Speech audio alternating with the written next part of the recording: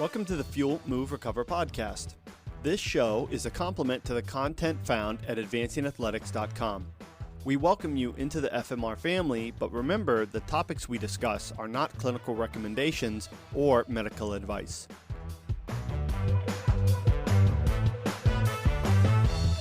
Howdy, everyone. Welcome to the Fuel, Move, Recover podcast. This is episode 2. My name is Michele Iono. I'm joined by my teammates, Alex Uding. Hey there. And Lindsay Malone. Hello. So before we jump into the show today and talk about Alex's article as a part of Move Week, we have gotten some questions about what is gratis or free and what is paid for. First, Lindsay, do you know what gratis means? Did you know what gratis means? For free. Okay. All right. Okay. Good. Just checking. So your powers of deduction are, really, really good. So Lindsay will be leading the seminar on deduction, the powers of deduction. So we just thought we would go over that really quick and just give everyone an idea about what exactly is free and whatnot. So everything that we write for the blog, for our blog post, like Alex's article, is free. This podcast, of course, is free. The videos that we put on YouTube are also free. The things that our members, our paying members, get priority to is access to us. Whether that be our forum, where we will be having conversations and getting questions, obtaining questions, comments, concerns, thoughts, and ideas for this show, which we have a few of today that we'll talk about. Also, they get discounts, our members do, on services that we have, like coaching packages. We will have more information about those here coming up. And future, and then the other primary thing, other than direct access to us and also discounts, is that we also have, sorry, forgot to mute my phone. Okay.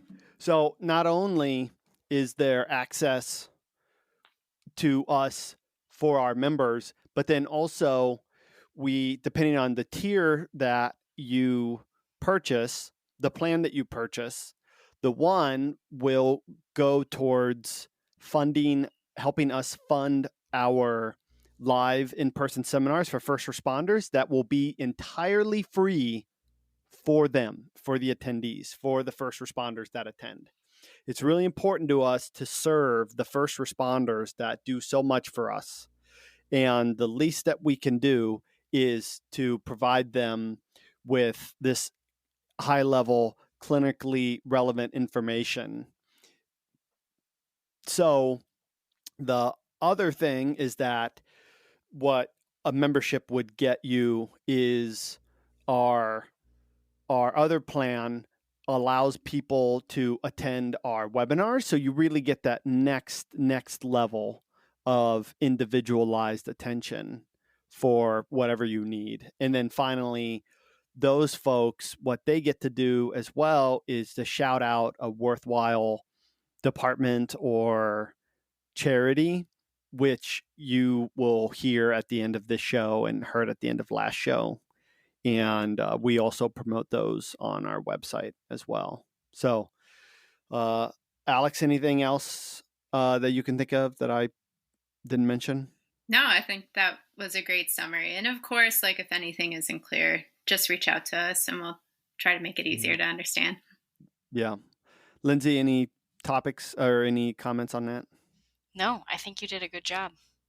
Great. Okay. So, with that, we're recording in the afternoon, so all of us are being super adults, and we are drinking non-alcoholic beverages, but let's still see how everybody's day is going. So, Alex, what's up? What are you drinking? How's your day going? Nice glass of water. I like my water warm, so I never put it in the fridge or anything. So, my nice glass of warm water. And my day's gone pretty well. Keeping busy. Worked out this morning. Saw some patients. Pretty low key. How about you, Lindsay? My day is going good. I'm drinking water. I actually like mine like as absolutely cold as it could possibly be. So I go back and forth between these Tervis tumbler cups, and I have a Yeti mug that's like keeps it super, super cold. So yeah, just drinking water. And today has been good. We actually went to a local fruit farm this morning, got some apples. They have a Ooh. playground, so that was nice. But it is warm here, so just trying to stay cool and enjoy the summer. What about you, Michele? What are you drinking? Cool. How's your day? I've got this delicious Ethiopian pour over. I'm on this like biblical, this spiritual like what's the right word? Pilgrimage. That's what it is.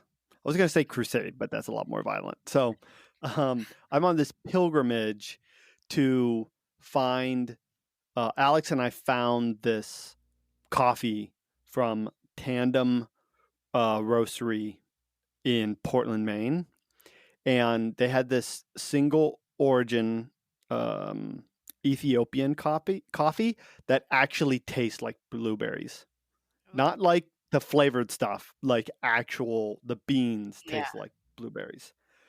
And ever since then, I've been on this search. It's the two things that I'm on spiritual pursuits of: a coffee that tastes like blueberries and the perfect corned beef hash. So, so It's an interesting combination. yes. And if I found the two of them together, I don't know, I'd probably quit life. Because I would retire because it would be so amazing. But I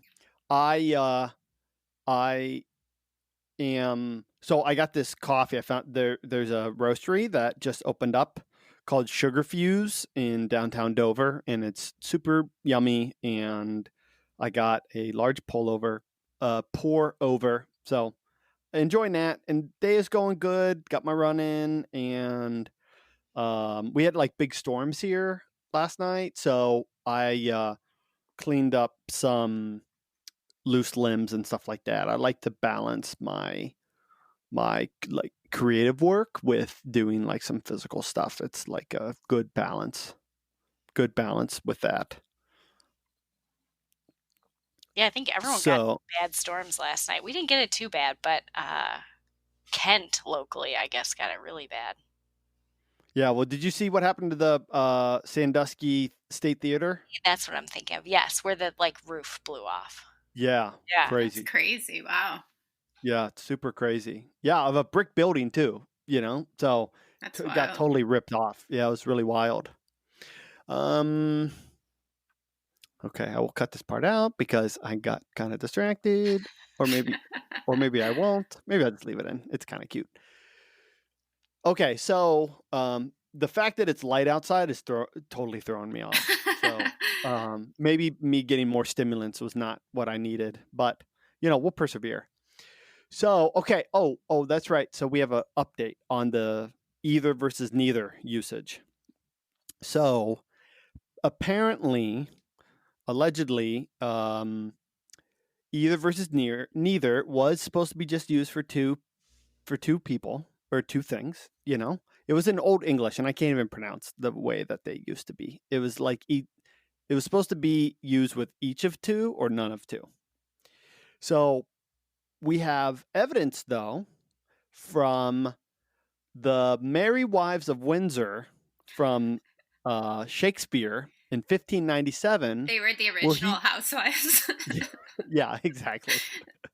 where he used it, saying, quote, "They say there is divinity in odd numbers, either in nativity, chance, or death," unquote. So I feel like that validifies or validates.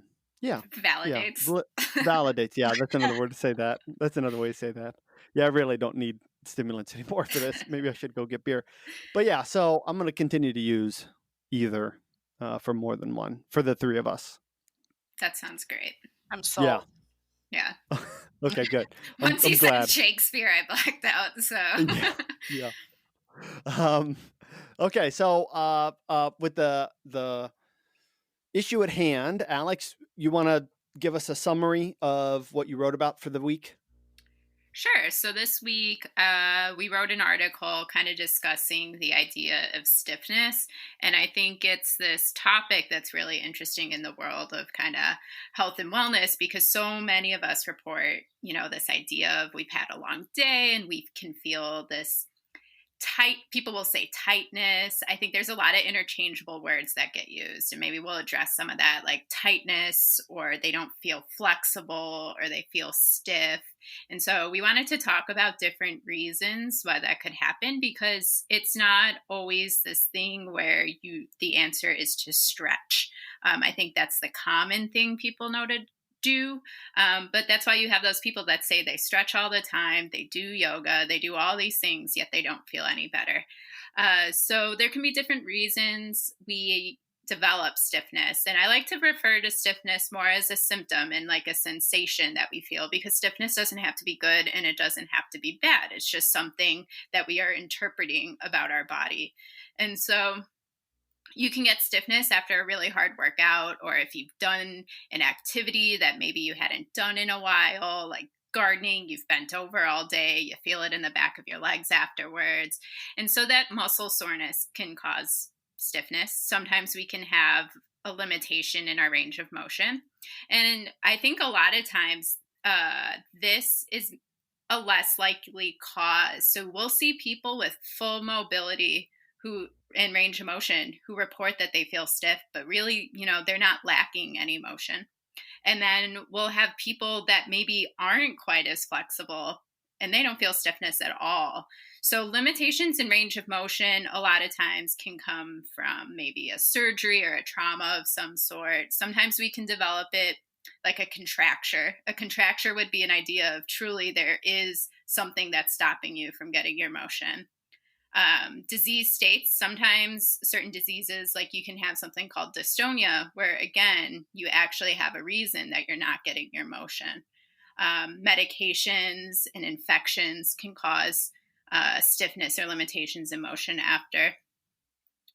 And then on the flip side, if there isn't maybe a mobility or flexibility issue, sometimes you can be hypermobile. And hypermobile is when you have more motion than normal. And hypermobility in a joint means you have increased laxity in that joint. You're able to move a lot. And so sometimes we develop stiffness to help control that laxity. We start to feel stiffness because we know we need to keep our joints safe. And so there's this sensation that develops of, I'm so mobile. If creating stiffness makes me use my muscles a little bit more, maybe it's a little more protected. Other reasons that sometimes we can feel stiffness might be because we're just always using that muscle. Maybe we turn to that muscle while we're dealing with a stressful event. Or I like to think sometimes, like, if we think of driving, do you ever realize, like, sometimes you don't even realize how tight you're gripping the steering wheel until you let it go and you're like, wow, I definitely didn't even know I was gripping that tight. Or people squeeze their legs together while they're driving unknowingly, but it's one of their muscles they turn to either for stability, and stability could be stability in terms of not moving their body a lot, but stability in terms of managing their stress. And so sometimes there are muscles we really like to turn to and turn on. And then I think we have to respect when we stay in prolonged positions for long periods of time. Maybe there's a posture that we always go to, like maybe we slouch forward, and when we slouch forward, our back muscles are the ones that are being stretched and lengthened. And if they're there too long, sometimes the body's like, hey, shorten up, you need to move, you don't need to be there anymore. And so we feel stiff because it's the body trying to relay a message to us. So there's a lot of reasons. And I think another one that we just always need to mention too is it's normal in aging to develop some changes in our joints and how our muscles are. And so reductions in collagen and synovial fluid and inflammation processes happen to start occurring as we age, but there's things we can do to help manage that as well. So getting old does not necessarily mean like you have to feel stiff all the time, but it can certainly contribute. So I think that a really good point that Alex makes is that you can feel stiff if a muscle is contracted. So, like, think about bringing your hand to your shoulder, like your bicep is contracted, or you can also have stiffness if your muscle is lengthened, or potentially even not contracted purposefully. So, Alex, can you go into that? That is a little bit explained with hypomobility and creating tension, but can you just kind of elaborate on that, like people who are too tight versus not tight enough? Yeah, so I think again, there can be all these reasons why genetically why someone might be more stiff or I don't mean stiff, flexible or not flexible. They have more motion in their joint or not. And so sometimes if it, your genetics contribute, but then sometimes your activities contribute as well. So the body likes to find a way to move easily, and usually the way it can move easily is the one we or pattern or movement that we habitually do, and so it gets used to moving in that direction. So sometimes we can create mobility into a certain direction because we tend to use that a lot, that then the other side doesn't get used quite as much, and so suddenly we can have this tug of war between the two sides that's getting used, or even if it's not used but positioned, because a lot of times we don't have great posture. We slouch forward. So, we're not using a ton of trunk control per se there, but we might be getting back stiffness because the back is being lengthened while the front is kind of curled over. And so we wouldn't say, necessarily that you're too hypermobile in the back. We'd have to find that out watching you move. But because you habitually go there, that tends to be the direction that you like to fall into. And so your body easily finds that. And it goes into that idea of the muscles that we use a lot or don't use a lot can create tension. I think a big thing that surprises people is when a muscle's weak, a lot of times it generates stiffness because it's trying to create tension because you're either not using that muscle, or it can't withstand the load you're trying to make it use. So the body's doing anything to help you to kind of turn it on. How do you work, if you're working with someone and they have stiffness and you're trying to figure out what they're doing like the 23 hours of the day that they're not in front of you? How do you do that? How do you like walk through their day or what they might be doing that could be the problem? Yeah, I love to just, first of all, just hear about their life, like in their life in terms of, what they do through the day, but their job as well. And so patterns start to come out when you start asking questions. So someone might be a stomach sleeper. So that might give me, I'll ask them their sleep position. So if they're a stomach sleeper, I'm getting idea potentially where their body might be, or maybe they're a side sleeper and they go in the fetal position. I have an idea then in the fetal position for 8 hours, hopefully 8 hours a night, what position their back might be in all night long. And then they might tell me, so let's use that idea of like they're in fetal position. And then let's say they spend all morning kind of washing the dishes, doing laundry, something like that, bent over the sink, the laundry machine. So again, they're in that kind of bent over position. And then they drive for a living. So again, they're seated, potentially bent over, but I'm going to ask them how they drive. Like, do they have one arm down, leaning on a steering wheel? Like, I just try to ask what positions they fall into throughout their day. And it's my job to find the pattern. So hopefully by them telling me, I can point out the patterns that they repeatedly do. And then I can share with them, hey, this is what your body's gotten used to doing.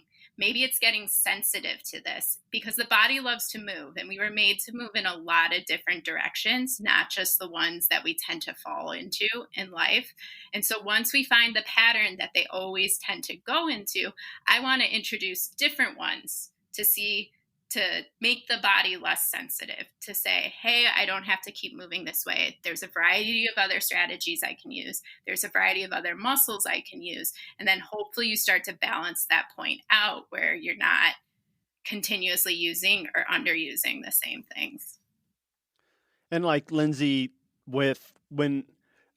as clinicians, a lot of folks that come to us, there's an issue that we are actively trying to address, and that stiffness might be a part of that issue, or I would say that it is usually a component of that. I feel very strongly that relative stiffness is really kind of at the center of everything, and your ability to control the tug of war between your joints. So on the one hand, there's our clinical side, and then on the other hand, there's like what we did previously with Warrior Fit, working with the National Guard, in that there were plenty of them that didn't have any symptoms or didn't have any issues with stuff, but they still needed to prepare themselves physically for their PT tests. So for them, what I think of is the difference between modifying versus optimizing. So for those that need modification, it's because something is hurt, or they have a specific joint limitation. And for them, we need to change things so that we can accommodate whatever that limitation is. So we have to modify to get around that stiffness or that tension or whatnot. Versus optimizing, we are looking to include or enrich their daily routine with movement or with position variety. So, there's absolutely no reason, if you don't have any issues, why you can't spend some time in your day, like standing up. Even if you're still just reading at your laptop, just tilt the thing back and then the lid back, and then you can at least read some emails. Or if you read emails on your phone, sometimes like do it standing up or whatnot, So the other thing too is think about how much our arms move. So you can scratch your back, you can put your belt on so you can get your hand to like your butt. But then also you can also touch, comb your head or shave your head or whatever. So think of how much your arms move. Well, your hands much more easily go to your face than your face goes to your hands. Yet, think about the posture you see people using their phones. So their hands are on their laps and their head is staring down at their phone. And instead, it should be the opposite. It should be your hands should be up in front of your eyeballs, up in front of your face. So it's these opportunities that we are looking to enrich your life with movement. Or like I think Kelly Starrett, well, I know Kelly Starrett says this, but he says something about you want to live in a movement-rich environment, or you want to encourage movement-rich environments where lots of different, kind of like what we talked about last week, right, Lindsay, with all the different colors and phytonutrients and whatnot. So substitute all the different varieties of colors for your food. And instead now you want to include all the different varieties of movement and types of movement for your body. I think too, Lindsay, kind of like with what you talked about last week, how there are some things that haven't caught up with modern society, that we were built certain ways with eating that haven't adapted to what we have now.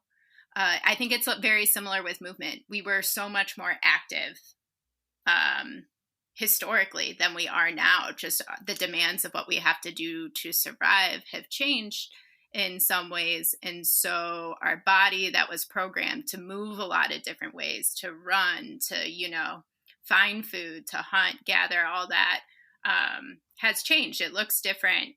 But it isn't necessarily that our body is now saying like, this is the only way to move. We still have the ability to move in all these other ways. And so the body seeks it out. And so I think it's important to incorporate that.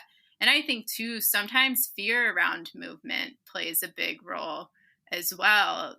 Sometimes someone gets hurt, they tweak something, and then they're afraid to move in that direction again. So they can become sensitive to that. And then their alert system is on and they're creating tension and stress around it. And so then they start guarding and limiting their motion, that suddenly that might carry over into other things that are challenging for them or fearful for them. And so, kind of as we talk, stress management is such an important piece to this, everything that we will be discussing. I think stress management and stress is a big part of tension and just how force generation and things like that. Lindsay, so there is the world in which we live, right? Kind of like what Alex and I were just talking about, and how we get sensitized and habitualized to different movement patterns and stuff.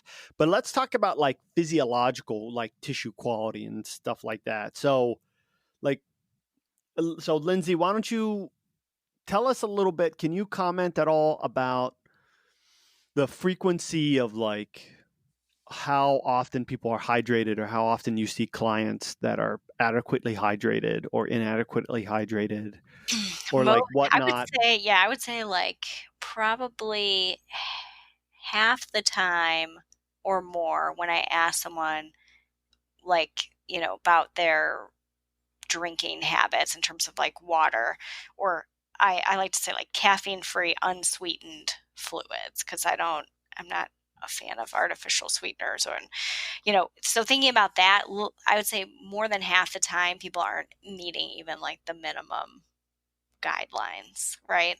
Which So it like for we hear 8 cups a lot, and so for women that's probably accurate. For men who tend to be just larger physiologically and have more muscle mass, it's usually a little bit higher.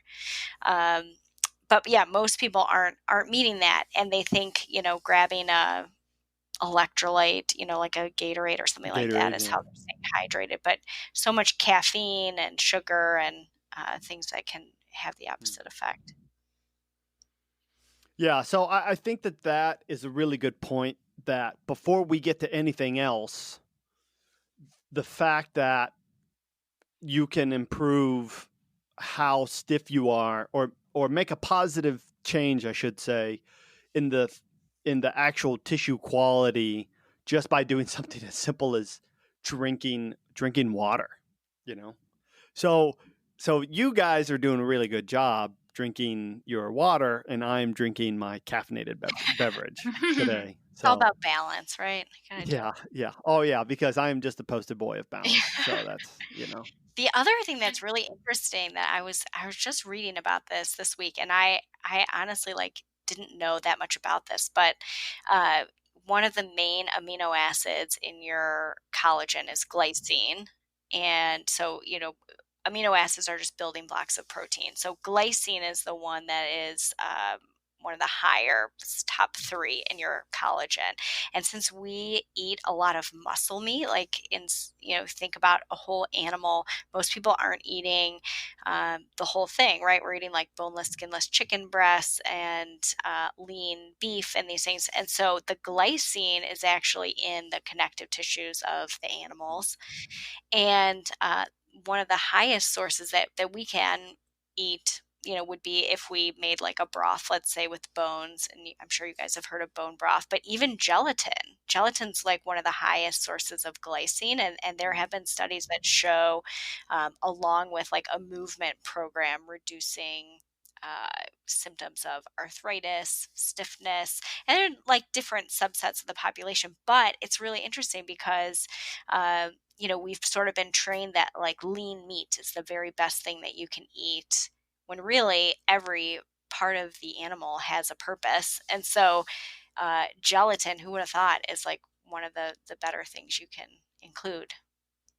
And haven't we gotten like to a really like unhealthy place with not eating enough fats now, Lindsay?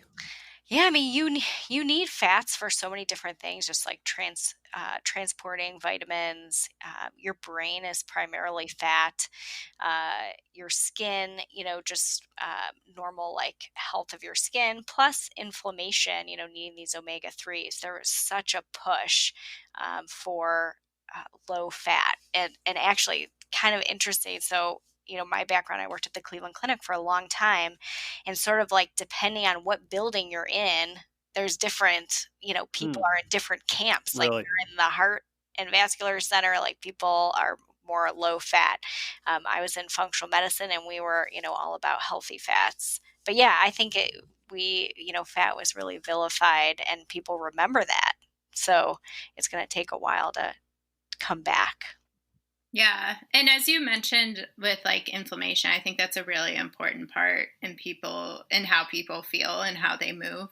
Um, so, do you have recommendations for food choices that can help with that? Because I think that's such a hot topic in the world of nutrition is these anti-inflammatory diets and elimination diets to kind of figure out sensitivities and things like that. What's your take on that and helping managing kind of some of these symptoms? Yeah, I mean, so inflammation, right, it's an immune response. And so there's kind of two things you have to look at. So one, your immune system is largely housed in your gut.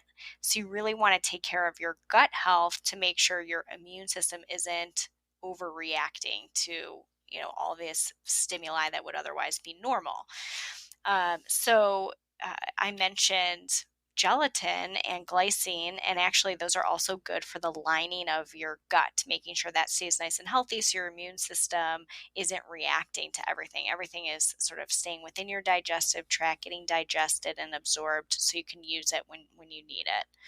So, getting enough proteins and gelatin, which is basically cooked collagen, uh, either of those are good choices. But then the other things that can help calm inflammation would be, we talked about bright colors. Those phytonutrients can really act as anti inflammatory agents. So, like a beta carotene, which is a precursor to vitamin A in like orange fruits and vegetables, lycopene in tomatoes. I mean, you have like so many different kinds. The easiest and simplest way to do it is just get in a lot of colors.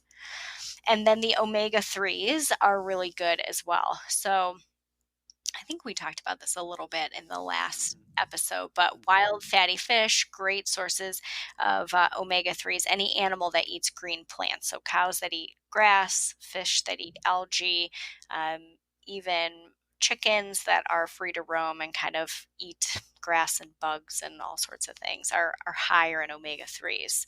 And then plant sources would be chia, walnuts, flax, and hemp seeds. So those are all great ways, and not just what are you eating, but what are you staying away from? Sugar, super inflammatory, processed foods, anything that spikes your blood sugar, fast foods, those kinds of things. And I think there's actually quite a few studies with joint health, like looking at people who have stiff joints or joint problems and having diet as a component for anti-inflammation that could be useful. So, speaking of which, I think this is a good time to mention a comment from one of our members, our patron. So, Mike I says, I usually feel stiff before a run and stretch for about 5 minutes. How important is stretching post run, even though I don't feel stiff/sore? So, I think that this is a really good point for us to maybe do a thought experiment where we kind of put together like a little bit, like a little post run kind of routine from a recovery aspect, nutrition aspect, and then kind of movement quality, just speaking generally aspect. So since it's move week, Alex, why don't you I guess since I'm the recovery guy, I can just speak kind of generally again first and then we'll let the ladies go then after that. So I think first, this goes back to what I just said earlier with the National Guard about the difference between optimizing versus modifying. So if everything feels okay, that this is a good time now to kind of start to prioritize optimization, which then gets you further above zero, so to speak. And then that way it can almost kind of bulletproof your routine or potentially your running mechanics, which will allow you to stay that way. So what we hope is that the whole, how does that go? An ounce of prevention is worth a pound of cure, right? Did I say that right? Well, that's what we would go for here in this case. So doing a little bit, we know like maybe what you do for a living, like if you're a desk jockey, then maybe doing some glute activation or hip activation, like that might be useful, or hip stretching and glute activation might be a good thing to do. Because the way that I think about it is like after you use your cell phone, that's when the battery needs charged, not before you use it. So maybe doing some targeted stuff to kind of hit those muscle groups, that might be a good avenue to choose, especially since everything feels okay. But also I think us being realistic about the fact that if everything does feel okay, the necessity for you to really dedicate a lot of time to that kind of changes, if we're being pragmatic. Alex, what do you think? I mean, a few things. I think certainly, you know, after doing an activity, you go from like an elevated state to a less elevated state. And it's this transition of the body coming out of it and then returning to what you would do in your normal activities. And I think everyone kind of comes out of it differently. And so sometimes having that routine afterwards and that cool down afterwards allows you to bring your state back down to a more normalized level, so you can kind of carry out your day. Can just make you feel better potentially. So having kind of maybe a dynamic cool down where you allow things to slow down, maybe walk a little bit, open, running for, unless you're playing like a cutting sport, running is very one directional in nature, and so you tend to use certain muscles more than others, and so sometimes kind of letting other muscle groups open up and change, again, it gives you different input into your body. You're not always sending the same information to the same body parts that you just used. That again, it helps you just kind of bring awareness to other things and kind of level out. So I like to just open up and have people do things afterwards to maybe calm down what was used and bring awareness to what wasn't used. And so that's where sometimes people foam roll. And foam rolling has been shown to be more effective after activity than before activity. And I think the biggest strength in foam rolling is it's a change of input. That pressure is changing the messages that are being sent to your brain and vice versa. And so in doing that, I think, again, you can bring and change awareness of what's going on and change the sensitivity of what's going on. Furthermore, not only that, but the evidence that is out there that talks about what is effective for recovery. Now, the way that the scientists look at recovery is that they have people do something and then they have them do another thing. Then they have them do more exercise, and then they see how effective the middle thing was at maintaining or replicating the performance after the very first thing. And the only thing that has really been shown so far is like consistently shown is doing some cool down running, some jogging. But it also is for super elite athletes. So essentially the point is that you have to, it's really individualized, and everything comes down to the person and how your body responds, and maybe like what kind of shape that you're in. Like I feel like feeling fine, but having a history of a certain injury, like that might be one thing. Or Alex was talking about stress and how like some people get like really tense. Like I think of my friend who's a manager at a long-term assisted living facility, and she tells me that she gets all this tension in her face and her neck. And so if you go on your run like midday and you're transitioning from being a desk jockey to then your run, well, as hard as it is, you might be better off, more than likely, you're probably better off by ending your run short so you can cool down, so you can kind of transition successfully into that lowered state of arousal, like Alex was saying before. you would more than likely, you will feel better overall, mentally and physically, by doing that versus by trying to run for 4 miles because 4 miles is what you were meant to do today. Instead, if you run 3 miles and then give yourself an extra time to kind of chill, kind of settle down and get back into your routine, you're more than likely going to feel better overall than you would have if you, even though you ran technically a quarter less miles. That's interesting. So you're telling me it's not good to run all the way up to my back door and just walk in. Yeah, Well, I think exactly. again, it's person dependent and like what makes someone feel good and how you interpret stress and coming out of it. And, certainly there's other scenarios of maybe your soreness doesn't come on until later, 24 hours after, 72 hours after. And that's where moving those next days when the soreness does kick in helps to make it go away. So it's so person dependent. So if you don't get sore after, Lindsay, you don't necessarily go, have girl. to change. Yeah. Now, the one thing I will say, Lindsay, though, is just like we talk about with phytonutrients, we keep coming back to this. You want to live in a movement-rich environment. Yeah. So if you keep doing the same damn thing over and over again, even if you feel okay, like that's not, it's the same thing you recommend for your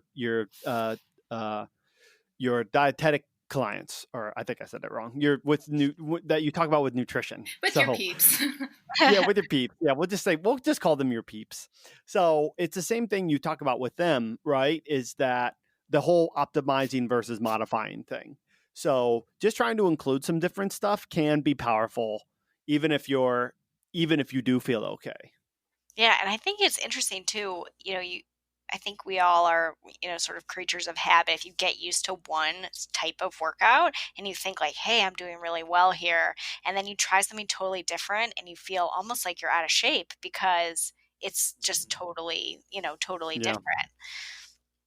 And that's exactly what we need to grow and change. We need those inputs. That's why people might say, I've been adding weight to my routine or I've been on the same routine forever, trying to add weight. I'm getting nowhere.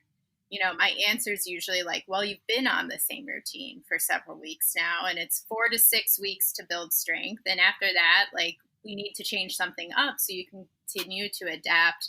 And so, yeah, there are certain things we love. There are warm and fuzzy go-tos. So my question is always, how can we change those up? So if you love to squat, great. Let's just change the way maybe you're squatting. Let's maybe put different size weights.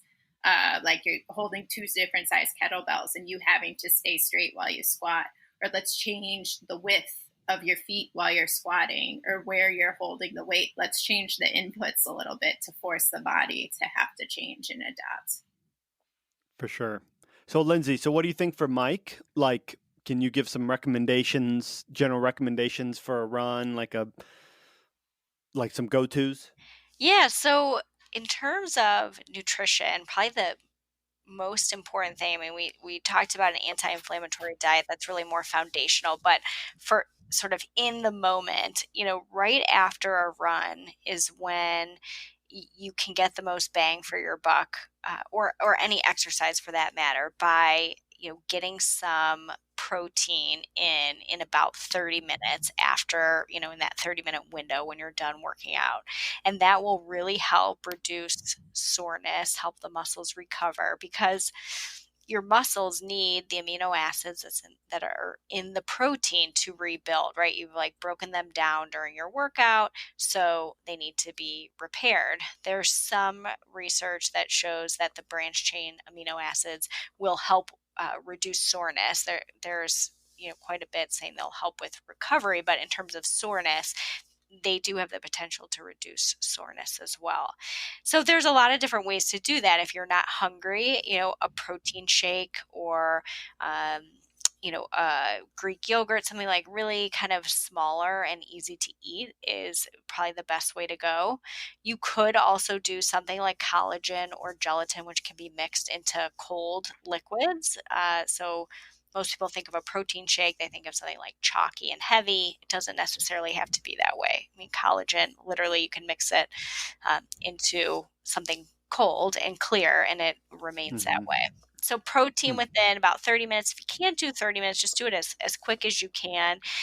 I like the idea of maybe a protein shake, on your ride home or as you're stretching or something, then take your shower, then have a meal, because you still need more than that. But that protein is really important to get in right after. So then, Lindsay, you were mentioning earlier how you have to prioritize micro workouts more often, being a This was off the mommy air, and stuff. guys, for Yeah. people who. Yeah, sorry, folks. Sorry. The little how the sausage is made. Lindsay is living her best life right now, getting her micro workouts in. So, um, the point is that how does nutrition change, like with the micro workouts? Yeah, I mean, I think so.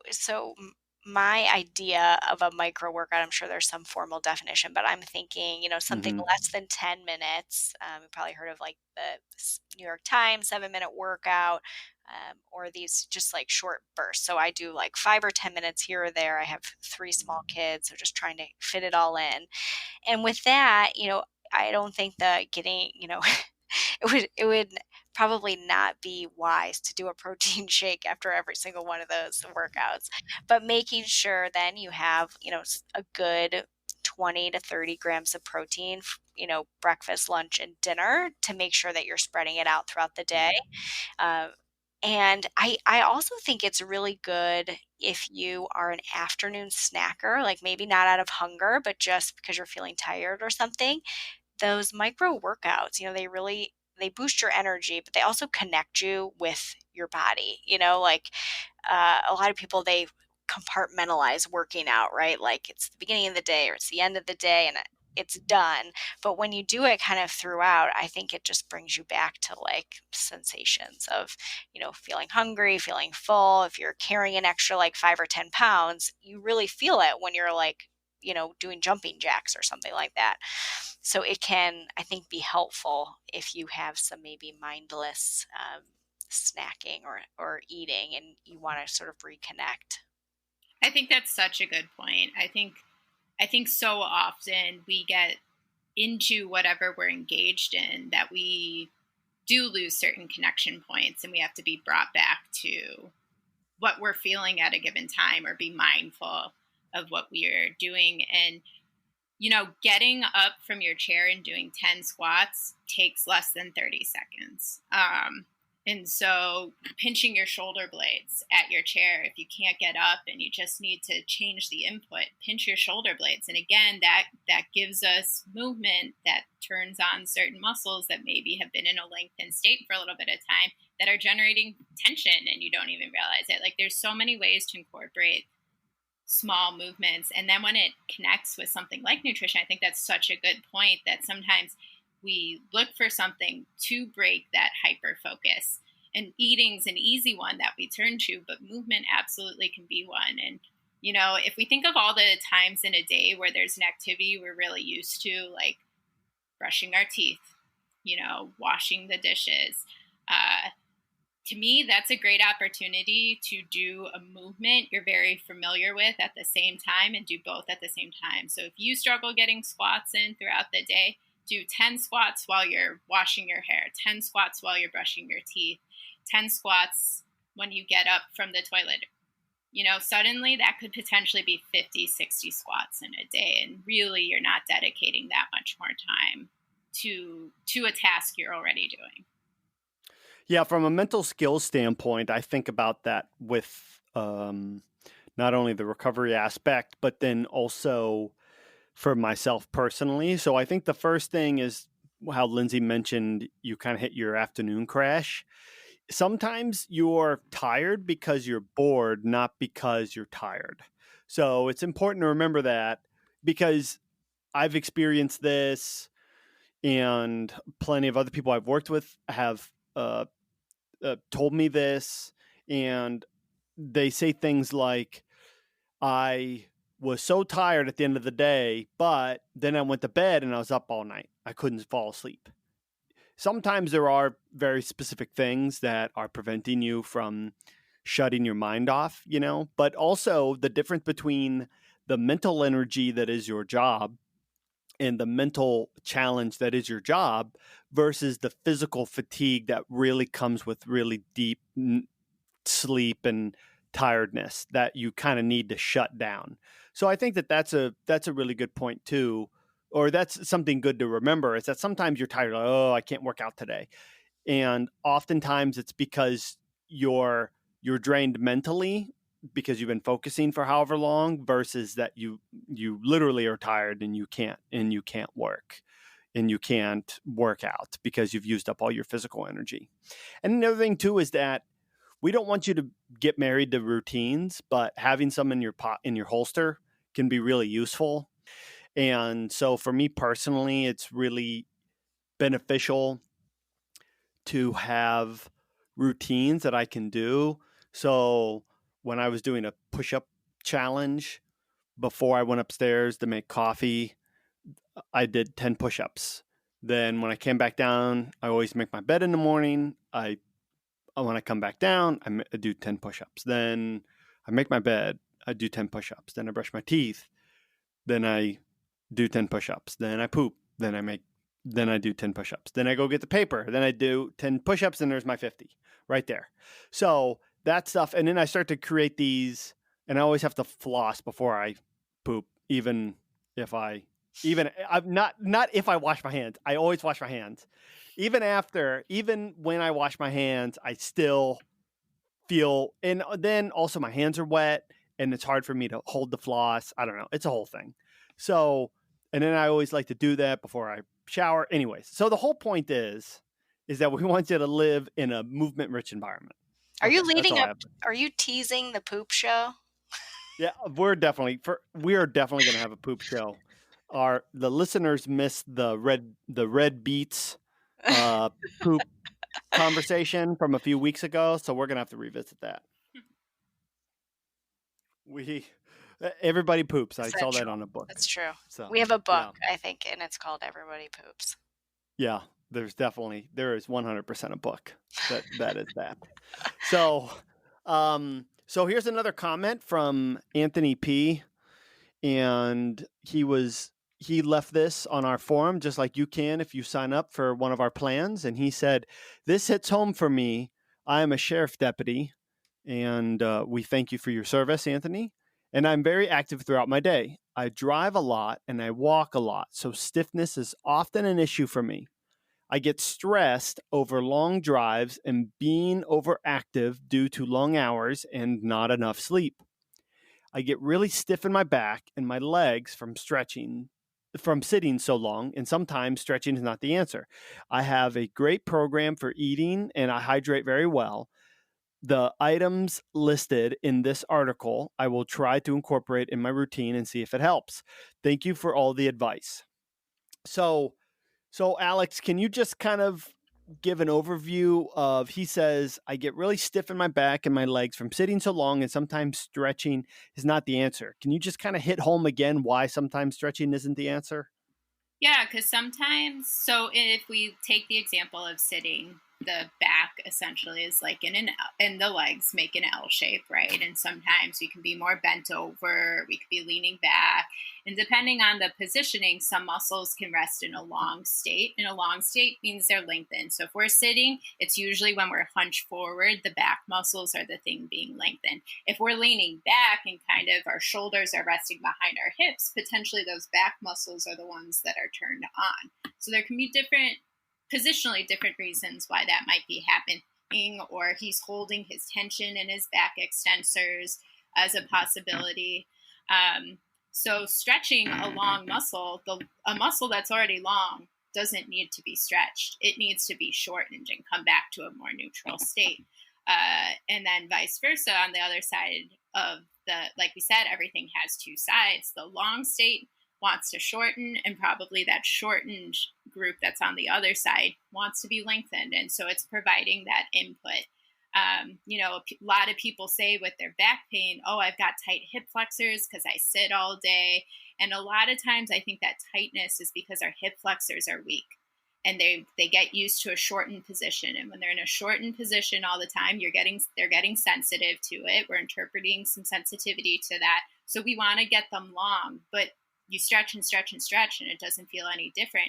Maybe we have to strengthen those hip flexors, get them used to eccentrically lengthening. So again, reversing the direction that we use them, but we can get strong in a lengthened position. And so I want to be strong when I shorten, and I want to be strong when I'm lengthening. And so I'm going to possibly eccentrically load those hip flexors while I concentrically get the glute muscles. And that's really that's for me, or if you're very into fitness and you know the difference between the different types of contractions, concentric means to shorten. So if we think of the bicep, a concentric contraction of the bicep is us bending our elbow. Lengthening it and straightening the elbow is the eccentric portion. So for the hip flexor, again, if you've been sitting in the car all day, it's short. We're going to eccentrically load it, so lengthen it. So again, it reverses that bent position, but it's from a strength perspective versus a stretching perspective. And I'm going to concentrically load my glute because the job of the glute is to extend the hips. So again, we're reversing the position, but we're targeting the two sides of the hip that can have impact on the position of the back. And so again, it's redistributing our positioning and turning on different things so the thing that's sensitive, that feels that stiffness, no longer has as much input. Yeah, that's a good point. And along those same lines, we have another comment from our forum by Gabby R. She says, ergonomically speaking, I'm terrible at sitting. I slouch down in my chair. I cross my legs. I sit with one leg underneath me. I fidget and change positions constantly. And on the really tough days, I close my door, prop my legs on my desk, and take a nap. Just kidding. Wouldn't that be nice? She says, do you recommend a standing desk or a stability ball chair to combat the stiffness caused by poor sitting? Alex, what do you think? Yeah, I mean, I think certainly either could be a very appropriate device to use because it changes your inputs. Again, it's just that not getting too used to one position for too long. Like clearly she's fidgeting through the day, changing her position because her body is saying, I'm not liking where I'm at right now. So she's doing everything right and trying to change things. But sometimes we wait for symptoms to start occurring to make those changes. So sometimes I'll just tell someone, put an alarm on your desk or a Post-it on your desk that serves as a reminder, okay, I need to move. And I'm going to put it at 30 minutes. Even if I don't feel anything, I'm going to move at the 30-minute mark. And that could be shoulder blade pinches. It could be raising your arms overhead. It could be getting up and squatting. It could be changing your desk from seated to standing or switching out your chair to the stability ball. But staying ahead of almost that desire of having to move, because then it's staying on top of it. It's kind of like I've heard Lindsay, like if you're thirsty, you're already kind of behind on your hydration. I think sometimes when we feel a certain way, we're already being told we need to move. Like we've been in one place for too long. Kind of get out of it. See if you can make yourself feel better. So the more you can move and be proactive on it, I think maybe you can avoid some of those things. Also, I think another good thing is to investigate your ergonomics. Yeah. So sometimes when you slouch down, it's because the armrest, because you're taller than your chair, and so your elbows don't touch the armrest. And so you slouch down, so then your elbows actually touch the armrests. That can be one reason why you slouch. One reason why some people put their legs underneath them is because they might be shorter, so their legs don't touch the ground, their feet don't touch the ground. So they're going to do something with their feet, so they bring them up, they pull one leg up versus just leaving them dangle, which isn't comfortable. So sometimes getting a stool or something to put your feet on, that also can be useful. You might put one leg underneath you because you're always turning. The reason why you only put one leg instead of both is because you might always be turning to one direction. So you're always reaching across your body. And then by putting one leg underneath you, it actually puts you into that uneven position. So think about these things. Or like, does your phone that you use for your office really have to be on the right side? For example, wherever it is, or if you have a second monitor, does it really have to be on the right side? or wherever it is. So it's these kinds of things, evaluating your environment to see if you are truly stuck in doing things only this way. A lot of people, they do it a certain way just because that's just how it was set up, not because they chose it to be like that. I think too, that's where with this audience, especially, sometimes I'll be working with, a policeman, and it's like, let's just redistribute safely where you can some of the weight on your duty belt. You've had it in this position for a really long time. Let's redistribute weight, if you can, and then that can make someone feel better, because again, we're just changing that environment. And so there are certain things that maybe we can change and certain things we can't. But the ones that we can, I think it's worth exploring kind of how we can get around those positions that we always end up falling into, and kind of maybe that might be contributing to how you're feeling. So with that being said, I think we'll call it a day for today. As we said last week, we really want to respect your time and try to keep it right around an hour. Eventually, we maybe like to just make the show as long as the show needs to be. But for right now, we still want to stay within that 1 hour time frame. So I think now is probably a good point for us to stop. So any closing thoughts, Alex, or let's start with Lindsay. And Lindsay, anything else that No, like I think we covered it all. I mean, there's a saying in functional medicine: if you're sitting or if you're standing on a tack, there's only so much medicine you can take, right? You got to remove the tack. And I think it's the same with whether we're talking about inflammation from your diet or your position or, whatever, unless you address what it is that's, what the root cause is.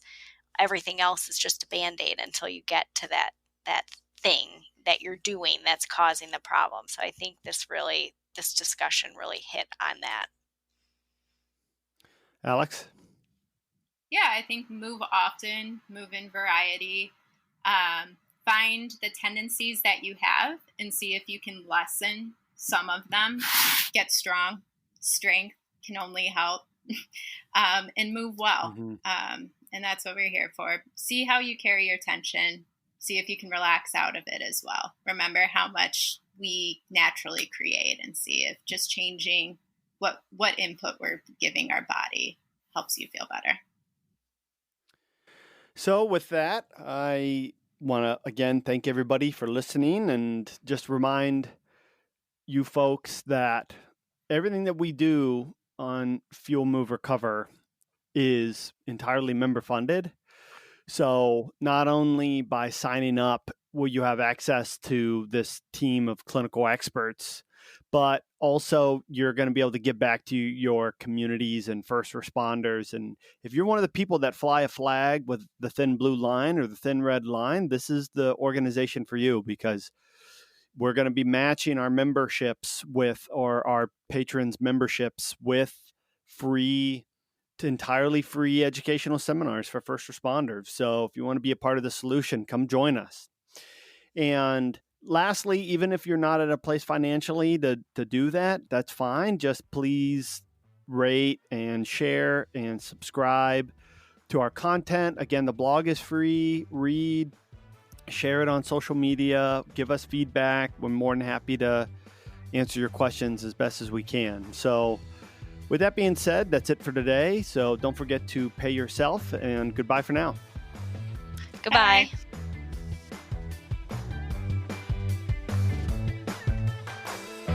The Fuel, Move, Recover podcast is the product of Advancing Athletics, LLC. You can follow us on Instagram at Fuel, Move, Recover and Facebook at Advancing Athletics. This podcast is funded by our members at fuelmoverecover.com. Their membership is matched with free seminars on performance and wellness for underserved municipalities in Ohio and beyond. Come join the FMR family to improve your well-being while supporting others. The following departments and charities are the shout-outs of our patrons with Protect and Serve memberships: the Gary Sinise Foundation, the Stark County Sheriff's Office, the Task Force Dagger Foundation, and the Woonsocket, Rhode Island Police Department.